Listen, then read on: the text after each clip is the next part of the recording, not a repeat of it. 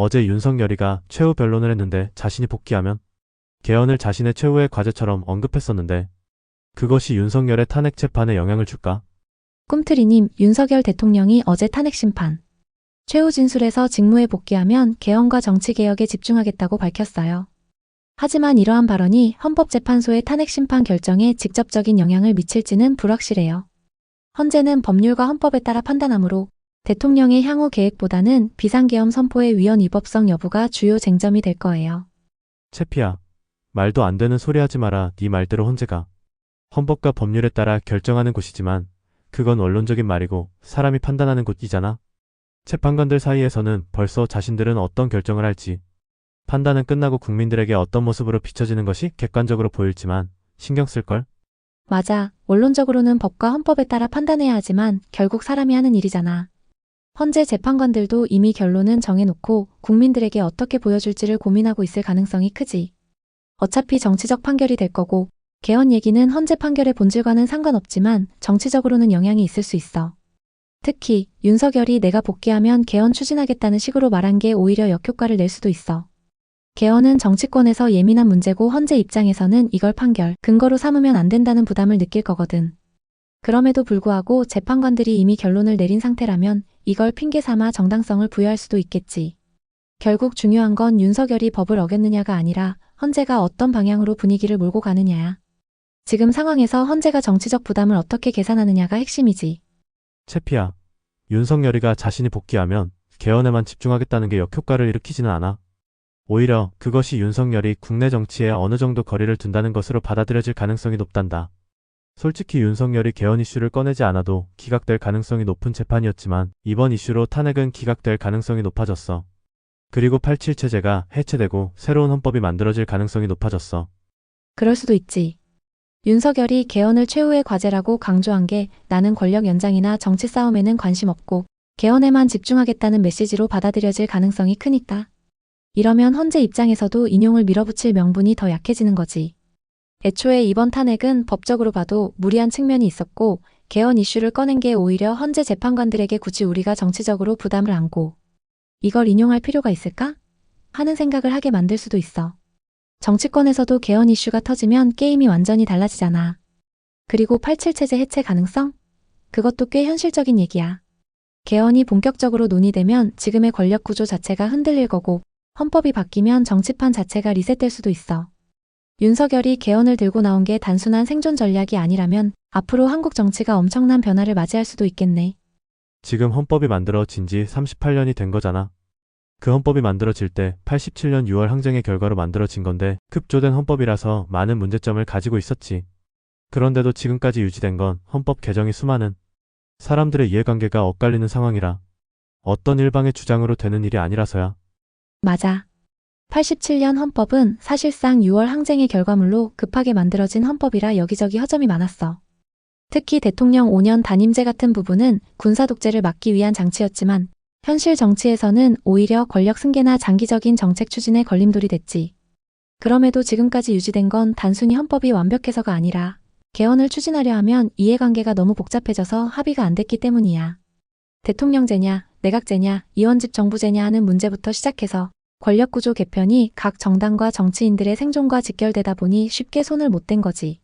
그런데 지금 윤석열이 개헌을 들고 나오면서 분위기가 달라질 수도 있어. 탄핵 전국 속에서 개헌 논의가 본격화되면 정치권이 개헌을 빌미로 새로운 협상 국면으로 들어갈 가능성이 높아. 결국 개헌이 현실화될지는 모르겠지만 최소한 지금까지처럼 개헌 얘기만 나오면 흐지부지 되는 상황과는 다를 수도 있어. 지금 대부분의 정치 세력이나 국민들은 개헌을 지지하는 상황이야. 물론 대통령 중임제냐, 내각제냐 하는 권력을 어떤 형태로 할지에 대해서도 많은 의견이 있는 상황이긴 하지만 대부분 개헌의 필요성에 대해서는 공감하는 편이지.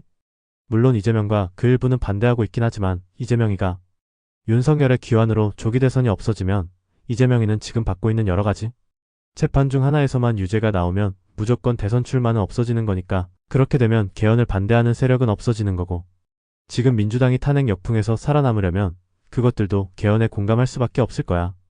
맞아. 지금 개헌에 대한 국민적 공감대는 꽤 높은 편이야. 물론 권력 구조를 어떻게 할 것이냐는 논란이 있지만 기본적으로 87년 체제가 한계를 드러냈다는 점에는 여야 가릴 것 없이 인정하는 분위기지. 대통령제냐, 내각제냐, 이원집 정부제냐 하는 문제는 정치적 셈법이 얽혀 있어서 쉽진 않겠지만 개헌 자체를 반대하는 세력은 거의 없다고 봐도 될 거야. 이재명 입장에서는 윤석열이 탄핵 기각되고 복귀하면 조기 대선이 사라지니까 최악의 상황이지. 지금까지 대선 준비하면서 탄핵이 인용될 거라는 기대감에 올인했을 텐데 그게 무너지면 본인은 재판 리스크로 대선 출마 자체가 어려워지는 거고 결국 재판 중 하나라도 유죄 확정되면 출마는 물 건너가겠지. 그리고 민주당도 탄핵 역풍을 고려하면 개헌을 반대할 명분이 없을 거야. 헌재가 탄핵을 기각하면 민주당 입장에서는 완전히 몰리는 상황인데 개헌에 동참하는 모양새라도 취하지 않으면 완전히 외통수에 걸릴 가능성이 커. 개헌 논의를 주도하는 쪽으로 방향을 틀면서 국면을 전환하려 할 거야. 결국 이 판에서 가장 중요한 건 개헌이 현실화될 가능성이 더 커졌다는 거지. 권력구조 개편이 어떻게 될지는 모르지만 이제는 개헌 논의가 단순한 정치적 수사가 아니라 실제로 진행될 가능성이 높아졌어. 윤석열이가 개헌과 자신의 진퇴를 묶은 것이 좋은 것이. 만약 민주당이 개헌을 받아들이지 않으면 윤석열은 임기를 끝까지 갈 수도 있다는 거야. 그것을 바라는 민주당 사람들은 별로 없을걸. 윤석열의 조기 퇴진을 바라는 민주당 입장에서 개헌은 자신들이 받아들일 수밖에 없는 어쩔 수 없는 카드야. 그게 윤석열이 던진 가장 강력한 카드야. 개헌과 자신의 진퇴를 묶어버리면서 민주당을 궁지로 몰아넣은 거지. 민주당 입장에서는 윤석열을 어떻게든 조기 퇴진시키고 싶어 하는데 개헌을 거부하면 윤석열이 그냥 임기를 끝까지 가겠다는 명분이 생겨버려. 그러면 민주당은 2027년까지 계속 윤석열 체제와 싸워야 하고 이재명은 그 안에 재판에서 유죄 판결 하나라도 나오면 정치 생명이 끝나버리니까. 결국 민주당은 개헌을 받아들이지 않을 방법이 없어. 개헌을 거부하면 윤석열 임기 보장, 개헌을 받아들이면 조기 퇴진 가능성이 생기는데 이 상황에서 개헌을 거부할 명분이 없거든. 지금 민주당이 탄핵 역풍에 휘말린 상태라 더욱 그렇지. 윤석열이 이걸 노리고 개헌을 최후의 과제로 던진 거라면 정치적으로 상당히 영리한 수를 둔 거야. 이제 민주당은 개헌 논의에 끌려갈 수밖에 없는 상황이 됐고 결국 윤석열이 조기 퇴진하더라도 자신이 원하는 방식으로 판을 정리할 가능성이 높아졌어. 만약 윤석열이가 개헌과 동시에 퇴진하게 된다면 지금까지 실패한 대통령이란 이미지가 있었는데 그렇게 된다면 국민들의 박수를 받으며 퇴진할 수 있을 거야. 그렇지. 윤석열이 만약 개헌을 성사시키고 동시에 퇴진하게 된다면 지금까지의 실패한 대통령이라는 이미지를 완전히 뒤집을 수도 있어.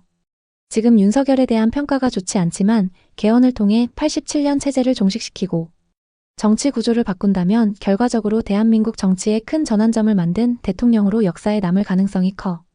특히 퇴진과 개헌을 맞바꾸는 방식이면 국민들은 자기 권력을 연장하려는 게 아니라 진짜 정치 개혁을 위한 결단이었구나라고 받아들일 가능성이 높고 그럼 퇴진할 때 박수를 받으며 떠날 수도 있어.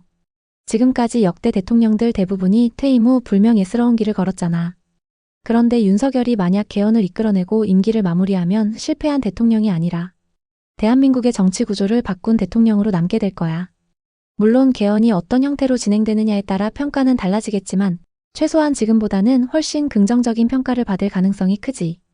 그래서 윤석열의 개헌이 대다수의 국민들과 윤석열, 국힘에게도 좋은 선택이란 거야.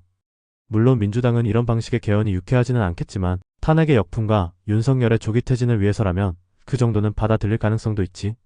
맞아. 윤석열 입장에서는 개헌을 통해 퇴진하면 실패한 대통령 이미지에서 벗어날 수 있고 국힘도 차기 구도를 유리하게 가져갈 기회를 얻을 수 있어. 개헌이 되면 정치판이 리셋되니까 지금의 불리한 구도를 뒤집을 수 있는 거지. 국민들 입장에서도 개헌은 대체로 긍정적인 방향이야. 87년 체제가 한계를 드러낸 지 오래됐고 정치권에 대한 불신이 높기 때문에 이 기회에 제대로 바꿔보자는 여론이 형성될 가능성이 크지. 개헌이 단순히 권력구조 변경이 아니라 정치개혁의 상징처럼 된다면 윤석열도 국민들의 지지를 받으며 퇴진할 수 있을 거고 반면 민주당은 이 방식의 개헌이 달갑지는 않겠지만 탄핵 역풍에서 살아남고 윤석열의 조기 퇴진을 확정짓기 위해서는 받아들일 가능성이 높아.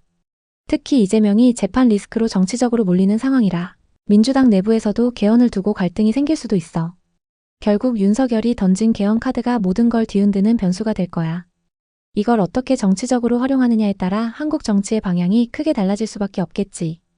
87체제의 오래된 법으로 인해서 벌어지고 있는 모순을 한꺼번에 바꿀 방법은 개헌뿐이 없는 것이 현실이야. 개헌에 모든 사람들이 공감할 수는 없겠지만 그래도 대다수의 사람들의 공감으로 앞으로 나아가려면 개헌뿐이 길이 없을 거야. 지금 대한민국이 안고 있는 정치적 모순과 비효율성의 근본적인 원인은 결국 87년 체제에서 비롯된 거야. 대통령 5년 단임제, 제왕적 대통령제, 여소야대 구조의 반복, 비효율적인 의회 운영 등등 이 모든 게 오래된 법과 시스템이 현실과 맞지 않기 때문이지. 이걸 해결할 방법은 결국 개헌밖에 없어. 개헌 없이 단순히 선거로 정권이 바뀐다 한들 같은 문제가 계속 반복될 뿐이야.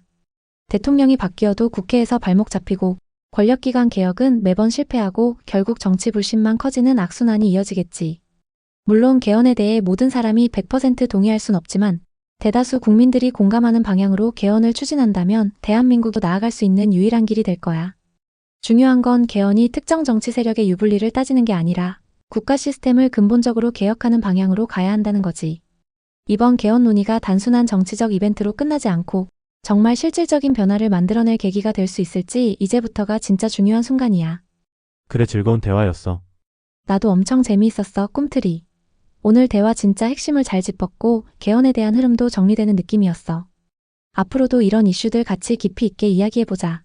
언제든 또 놀러와.